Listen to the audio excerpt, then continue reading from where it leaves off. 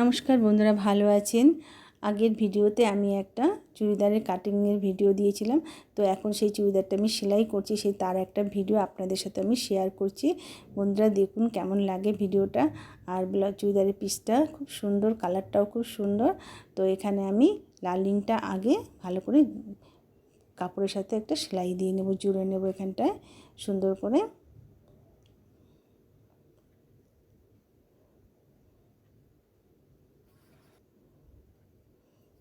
এভাবে আমি কাপড়টা আস্তে আস্তে বসিয়ে দুটো সামনের পাট পিছন পাট পুরো হাতাটা খুব সুন্দর করে বসিয়ে নেব। নিয়ে তারপর আমি চুড়িদারটা তৈরি করব। আর এটা আমার পিকো মেশিন, সেলাই পিকো দুটোই হয়। তো আমি এখানে মেশিনটা চুড়িদারটা হয়ে গেলে ওড়নাটাও আমি এখানে পিকো করে নেব। আর চুড়িদারটা আমার লাইনিংটা লাগানো হয়ে গেছে। এবার আমি গলাটা ভালো করে সেলাই করে সেটাকে আমি বসিয়ে নেব। তো বন্ধু, ভিডিওটা ভালো লাগলে লাইক ও সাবস্ক্রাইব করে দেবেন। গলার যে পট্টিটা আমি বসাবো, এখানে আমি পেস্টিং পেপার দেবো না, পেস্টিং পেপার ছাড়াই আমি এই চুড়িদারটা তৈরি করব। তো গলার পট্টিটা আমার বসানো হয়ে গেছে। এভাবে দুদিকেই আমি গলার পট্টিটা সুন্দর করে বসিয়ে নিলাম। এবার আমি কাঁধটা জুড়ে নেব।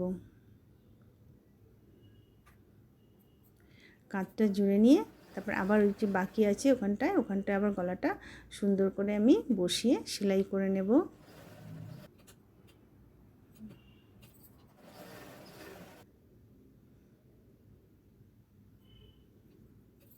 আর এইভাবে সুন্দর করে আমি চুড়িদারটা সেলাই করে নেব।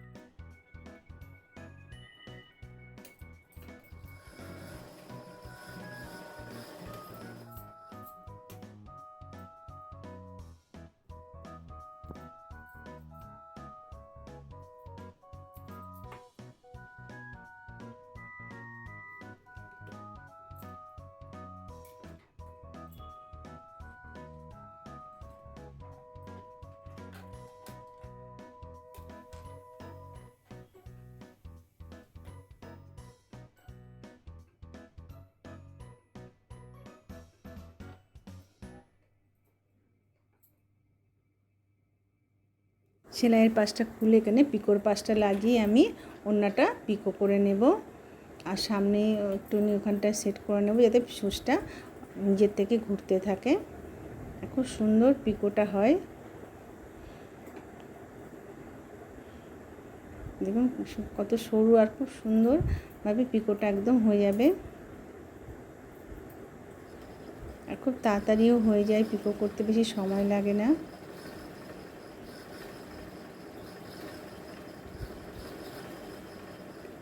তো আমার চুড়িদারটা তৈরি হয়েছে, ওড়নাটাও পিকো আমি করে নিলাম একবারে।